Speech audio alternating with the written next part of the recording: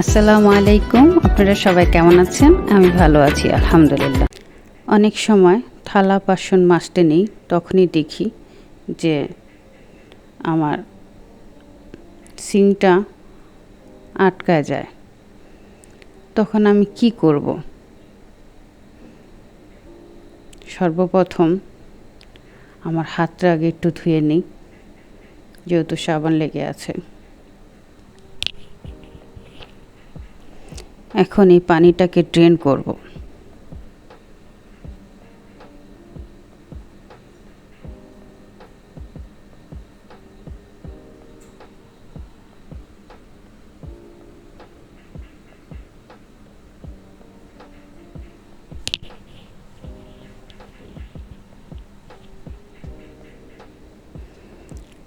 পানি ড্রেন করা হয়ে গেছে, এখন একটু পরিষ্কার করে নিচ্ছি।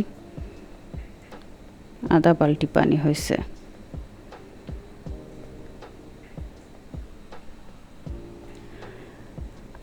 অনেক জায়গায় দেখা যায় যে এই জায়গায় গরম পানি ঢালে, লবণ, ব্লিচিং পাউডার অনেক কিছু দেয়, দিলে নিচের পাইপটা এত পাতলা, এখানে গরম পানি দিলে এই পাইপটার অবস্থা কি হবে বলেন? একেবারে হালকা একটা পাইপ নিচে, এটা 12টা বেজে যাবে গরম পানি উপর দিয়ে ঢাললে। এখন আমি কি করি দেখেন, এই জিনিসটাকে এখন খুলবো।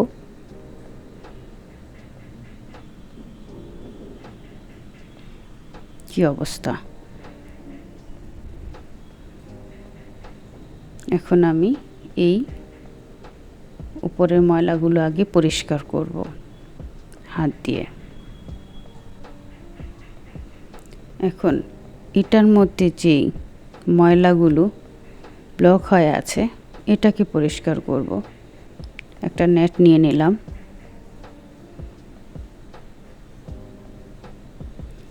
উপর দিয়ে পানি ছাড়লাম, নিচে একটু,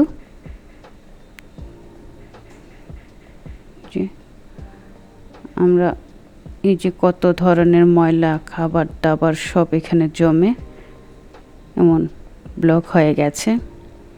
এখন এই যে একটু পানি দিলাম উপর দিয়ে, নিচ দিয়ে একটু ঝাঁকি মারব,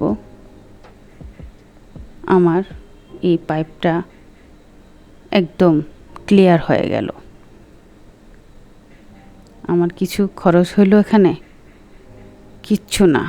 একটু ভালো করে পরিষ্কার করে নিচ্ছি। অনেক সময় দেখা যায় যে এই পাইপটা অনেক সময় পানি পড়তে পড়তে একটু লাল লাল হয়ে যায়। অনেকের দেখা যায় গরম পানির মধ্যে এটা চুবায় রাখছে। গরম পানির মধ্যে চুবায় রাখলে একটা প্লাস্টিকের জিনিস গরম পানি দিয়ে দেখবেন একেবারে বুটায় চিকুন হয়ে যাবে, রোগা হয়ে যাবে, তো ওই যে সেটা লিক হয়ে যাবে। এখন আমি কি করতেছি, উপর দিয়ে একটু পানি ছেড়ে দিলাম। এখন এই লাইনটাকে একটু হাত দিয়ে ক্লিন করে নিব। এখানে কয়েকটা ছিদ্র আছে, ওগুলো সব ক্লিন করব। এখন এই পাইপটা লাগাই দিব।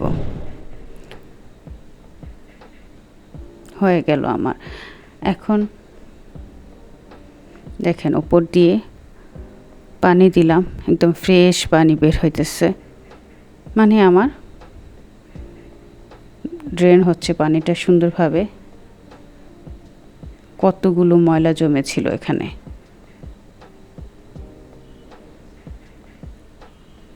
এই ময়লাটার কারণে ওটা ব্লক হয়ে গেছে।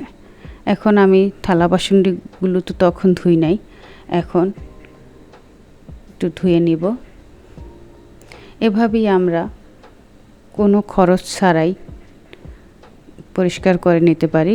ভালো থাকবেন, আল্লাহ হাফেজ।